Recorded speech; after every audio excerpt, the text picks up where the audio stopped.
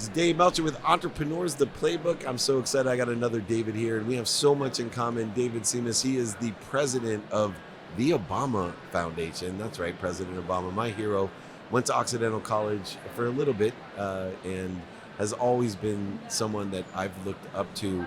And to meet David Simas, you see why, because everyone he surrounds himself has a mindset, a heart set, and a handset that is to provide value to others, to change the world, to impact the world. Welcome to the Playbook, David. David, you're really kind to have me on. I so appreciate it. Oh my goodness. You know, you meet someone and you say, wow, that would be a really interesting job. And I've always tried to have those in my career by thinking outside the box. But the reason I find what you do so interesting is that I'm always looking for something that is an activity I get paid for that impacts the world. Yes. You didn't start off with that size, scope, and scale of a mission, and I know I didn't either. You know, what were some of the key aspects to build a self-image and a dream so big that you can impact the world? My parents, and it's a fitting that we're in Lisbon, Portugal today.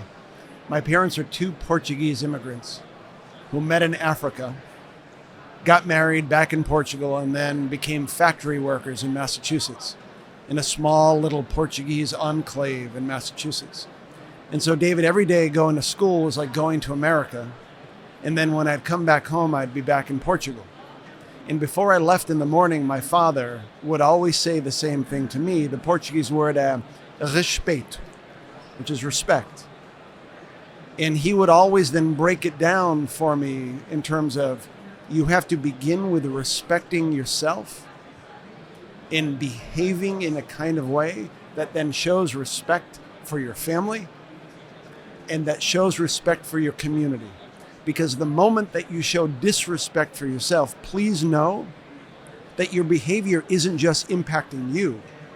You are an expression of your mother and father and of the Portuguese community that you come from. And understand, little boy, that you have a whole community of people who left everything behind, who are trying to build a new life in the greatest country on the planet.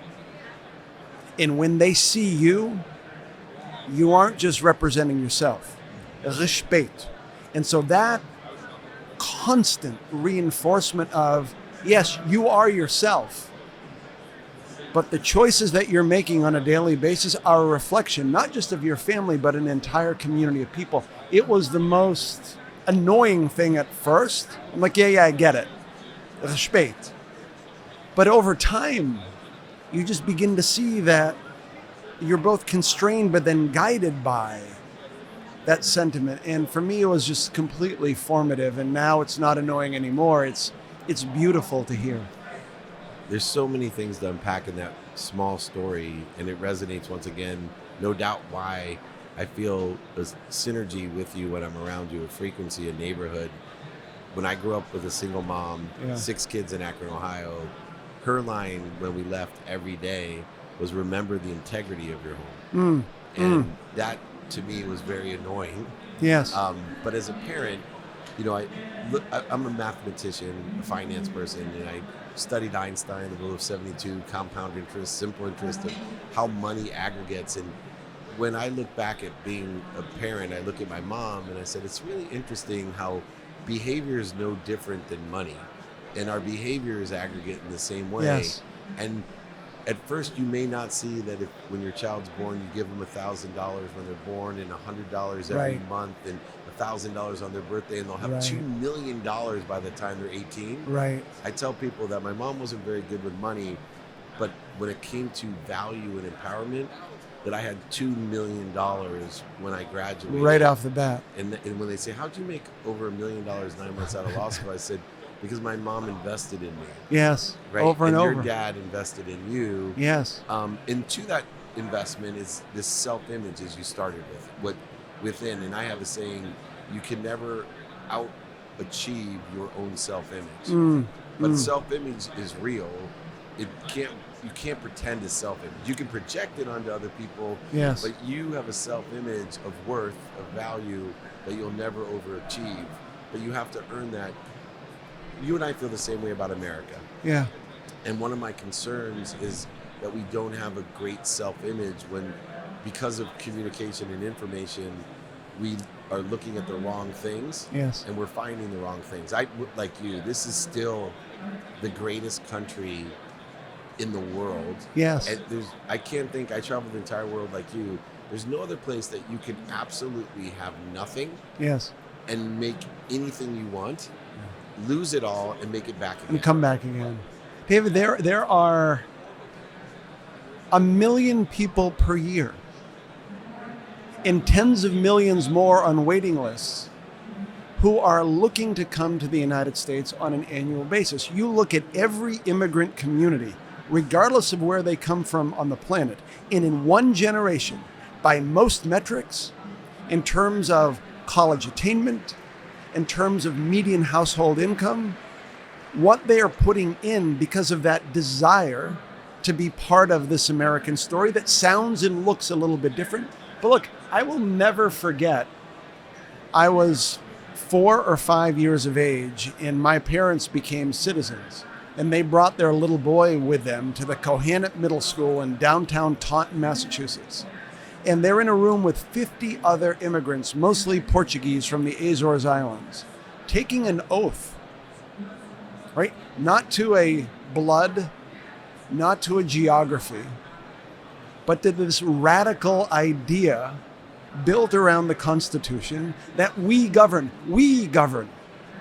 not the politician, not anyone else, not the military, we govern. And so that idea so embedded in people coming around notions of freedom, notions of opportunity. Are we perfect? God, no. But name for me one place on the planet that is, but then name for me another place on the planet where 1 million people per year are trying to get into. And so there is a beauty and a magic and a grit and a hard work to it that we just can't take it for granted. And I know that after a couple of generations, you begin to take it for granted. And so embedded into the work that I have been doing and that the president has asked us to do is around this notion of citizenship is not a piece of paper.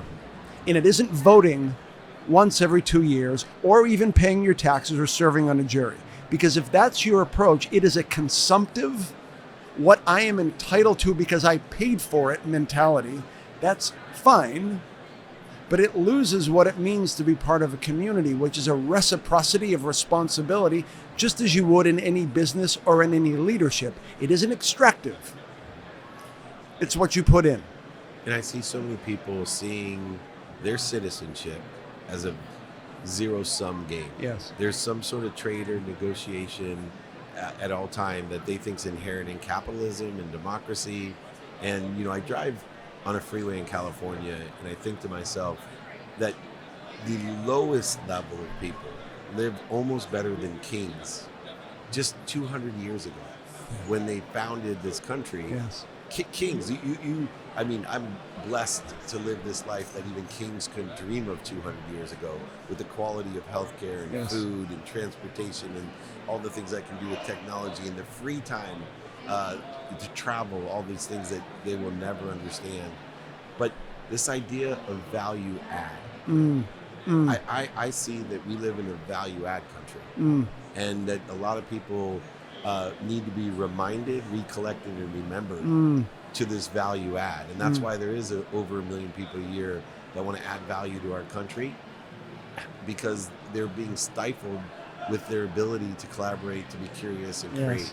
Yes. And when I'm driving around better than kings 200 years ago, I think, thank goodness we live in a value add country. How can I support the message so that my children and their children can continue to live in the greatest value add place in the world? Yeah, it's this, America has always been this tension between liberty and union.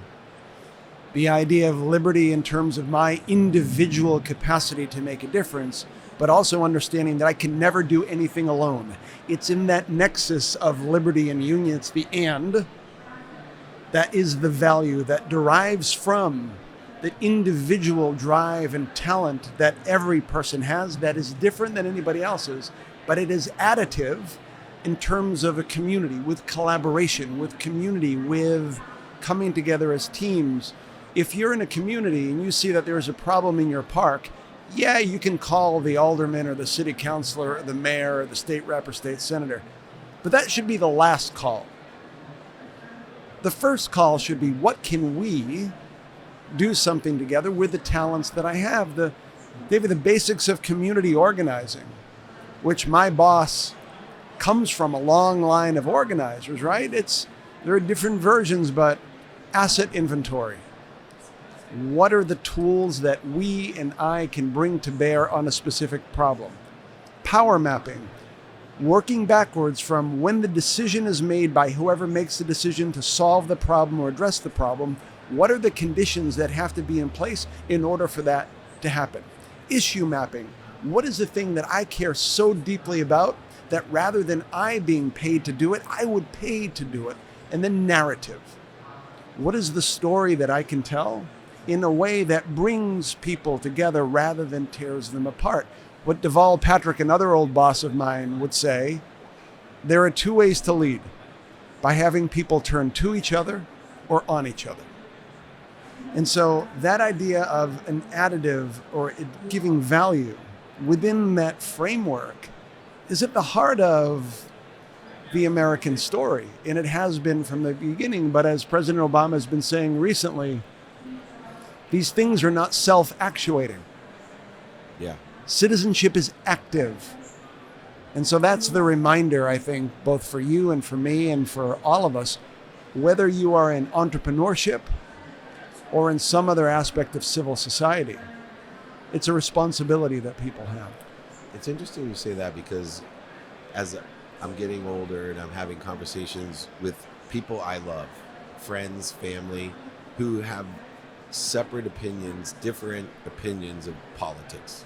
And obviously connected to the Obama Foundation, politics are obviously inherently identified with. Right. And I really love the fact that we talk about turning to each other, not on, because as we get to these very detailed, separate, like these subtle differences that somehow have become huge differences. Yes. And I think that's an issue. Yes. I'll turn to some of my friends and family that I may not agree with these subtle differences on. And I'll say, well, I don't want a leader. It's not the issue that bothers me at all. It's not the issue. I see the issue and I can understand, why somebody would feel the way that you do. Yes. But I don't want a leader who's turning me against you. Yes. Because we are trying to figure out a happy medium for people who have differing opinions. Yes. And I know that I don't know what I don't know. And I know that you don't know what we're both trying to figure it out our best in a trajectory for something better, because that's what this country is about. Yes. But I think too many leaders on every side Yes. are turning against each other. Yeah. And why do you think today that is happening? There's a lot of blame, shame, and justification going on why. Yeah. But you've been involved in this A long time. Why do you think there's a propensity today to turn on each other instead of to each other? Yeah, the incentives in any campaign to get to 50+1, but win a primary first, yield a specific type of strategies and tactics. If I know that in a primary for my party, 8% of the electorate is going to vote, and that 8% is the most partisan and ideological within my party, the incentive system for my to pitch specific types of messages are what they are. And in increasingly gerrymandered districts where winning the primary means you've won the election, essentially you have now sorted a substantial portion of the United States Congress, including many state legislatures, that are made up of these gerrymandered, primary-built, extreme constituencies. I'm not saying they're bad people or good people. I'm just saying they represent a narrow sliver of the extremes of American politics. And so the more precise we become about the gerrymandering in districts, the more precise then the message individuals like I used to be would say, look, if I deliver this message to this specific cohort, I know based upon whatever testing that I have, that turnout will increase X and vote share will increase Y. The incentives are built then because in your mind, look, I just need to win. Because if I win, then I will govern in a way that is fair, appropriate and virtuous and fair for all. But what's the scar tissue that you have left, not just with the people who are about to become your colleagues, but to the cynicism that begins to flow from the electorate, where all the messages they're hearing is not only is candidate A bad, but candidate B is worse. So I'll probably vote for the lesser of two evils, which is why John McCain, God rest his soul, in two instances at the end of 2008, there's that town hall where the woman stands up and said something about Barack Obama, and John McCain, in that classic way, so no, ma'am. Barack Obama is a fine man. And if he wins, he will make a good president of the United States who will want to serve his country, right? The courage that requires to do that was the first thing that struck me. But David, the thing that, and I urge everyone listening to this, if you have time, go to YouTube and YouTube McCain's concession speech on that night in November of 2008, where the first thing you see before you see Barack and Michelle Obama and the two girls coming onto the stage in Grant Park in a moment that I certainly will never forget as long as I live. But right before that, in Phoenix, Arizona, John McCain says, "I just called the president-elect." Crowd began to boo. And once again, he's like, no.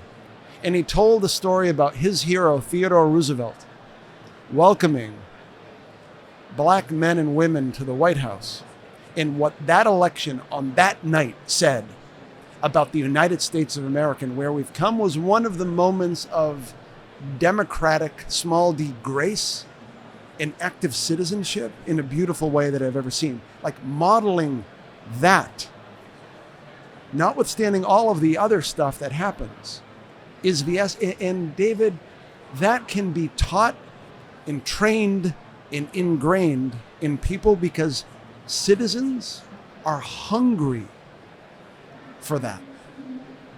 And so that's the space that we need to create. And that space is created as well with the foundation. Yes. And that foundation is one that I support and will continue to support. Thank you. Hopefully for my life. But it's one of turning to each other. Yes. And it's interesting because I will have conversations about some of determining where the buckets of support can be given, because there's a broad range of support that the Obama Foundation gives. Yes. And if I extract out any names from the foundation and said, hey, let's talk about equity, inclusion. Yes. Everybody's for it. Yes. Let's talk about being happy. Yes. Let's talk about being healthy. Let's talk, and we talk in really basic, real overwhelming things that we now take for granted. I always say, do not take for granted what other people are wishing for. Our society in America is so advanced, the culture is so big and strong that we're starting to take for granted what we were wishing for. Yeah. Yeah. I see it all the time. Imagine what an advanced culture this is. Unfortunately, because of that, we have time to look at such minute differences and turn them into great differences. Yes. What are some of the key focuses for the foundation overall? Not just the programs, there's multiple, and people can look them up. But I'm really interested in, there has to be an overall vision for the foundation. Yeah, imagine if in the next 20 years we find 10,000 Barack Obamas and connect them together in a way that's never been done before. So that's, if you're thinking about what do we do and what can we do at scale. So every year in the United States, beginning in January, we're going to select our first class of 100 Obama leaders, 25 to 40-year-olds, with a minimum of 3 years of leadership experience in either business, government, or the not-for-profit sector. We're not selecting you because of the specific sector you're working in. We are making a bet on the type of character and values and leader that you are in communities. We've done it in Africa, Asia, Europe. We're going to do it in Latin America. So by the time the campus opens in Chicago in 2026, on an annual basis, 500 new global Obama leaders selected every single year. And so in 10 years, in 20 years, you know as well as I that these individuals who are part of this network will be CEOs, mayors, governors, prime ministers, bank presidents, head of not-for-profits. So individually, they're extraordinary, but back to what we said about the value add. collectively, where they can turn to one another to say, look, I'm seeing this in Ghana. What experience do you have in Honduras? Or what experience do you have in Miami? And for the first time at the scale that we can bring, this network of change agents comes together. Final thing I'll say is, from a mental model, if the United Nations building in New York is the place where government leaders go to convene to solve problems, the Presidential Center in Chicago, in the middle of the United States, is the place where the countries and the world's civic leaders come to do the same kind of thing. And so it's a generation of leaders where the president said, what can I do for the next 50 years that will add value in a way that others can't? And so this is the big bet that we're making as an institution that we're building. Well, we can't find outside of us what we can't find inside of us. The word appreciation means to add value, and nobody appreciates this country more than you, President Obama, and all the people who are aligned with the appreciation, the acknowledgement, and the abundance that comes along with it. And that's what we will receive. Let's focus our attention and intention on what we want, not what we don't want. David Simas, thank you so much for joining me. This has been an incredibly enlightening, empowering, and inspirational interview, which I will go back and listen to multiple times.